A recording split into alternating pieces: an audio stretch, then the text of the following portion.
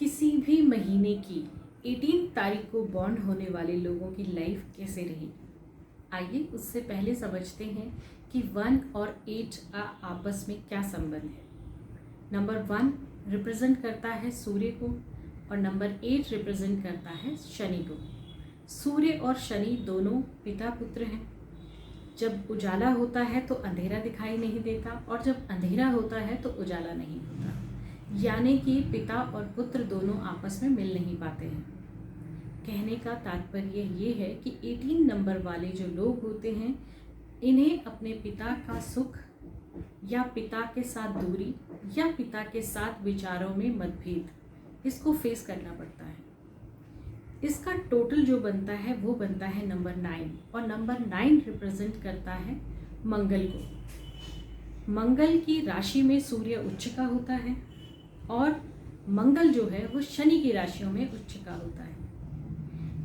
ऐसे लोग जो होते हैं वो बहुत ही धर्मी होते हैं, दयावान होते हैं, दूसरों के लिए हमेशा बढ़ चढ़ के करने वाले लोग होते हैं, लेकिन बदले में इन्हें थोड़ी सी चीज़ें जो हैं वो नेगेटिव ही मिलती हैं। तो कभी कभी तो इनके दिल में ये भी आता है कि मैंने इसके लिए इतना किया लेकिन इसने मुझे पलट कर क्या दिया, कुछ भी नहीं दिया, या मैंने इससे जो रिस्पेक्ट की उम्मीद की थी वो भी इसने मुझे नहीं दी।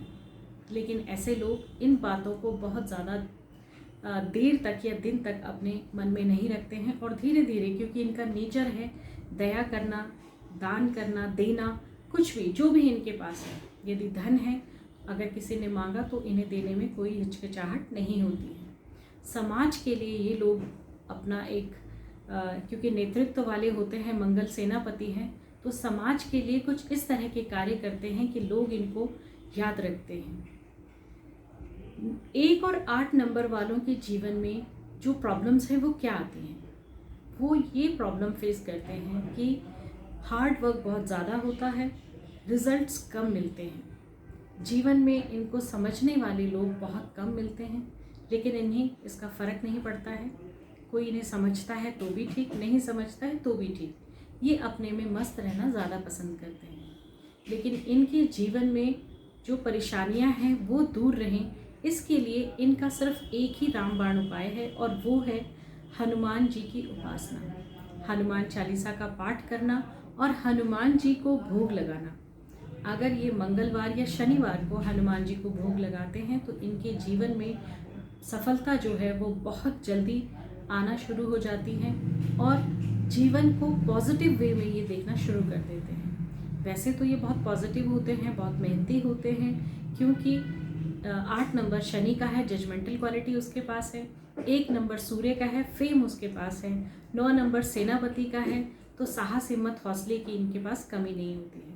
लेकिन सूर्य और शनि के मिलने से बद मंगल भी जन्म लेता है।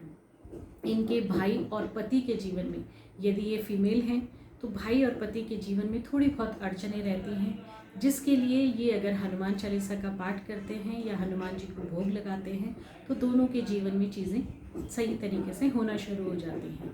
क्योंकि मंगल यहाँ पर थोड़ा सा नेगेटिव इफेक्ट भी दे सकता है, तो ऐसे लोगों को प्रॉपर्टी बनाने में या मकान बनाने में भी थोड़ी सी हर्डल्स और डिलेज आती हैं। सुंदरकांड का पाठ करना, हनुमान चालीसा का पाठ करना इनके लिए सबसे बेस्ट रहता है। और यदि ये भगवान राम को, क्योंकि सूर्य जो है वो भगवान राम को भी रिप्रेजेंट करते हैं, सूर्यवंशी हैं वो, तो यदि ये भगवान राम जो रामायण में और सुंदरकांड के पाठ में भी यदि ये करते हैं तो इससे भगवान राम का भी आशीर्वाद इनको प्राप्त होता है। तो अपने जीवन में इन सब प्रॉब्लमों से निपटने के लिए यदि ये इस तरह के उपाय करते हैं तो जीवन में बहुत जल्दी पॉजिटिव चीज़ें होना शुरू हो जाती हैं। आशा करती हूँ ये जानकारी आपको अच्छी लगी होगी। ऐसी ही और जानकारियों के साथ और नंबरों के साथ आगे फिर मिलते हैं। तब तक के लिए नमस्कार।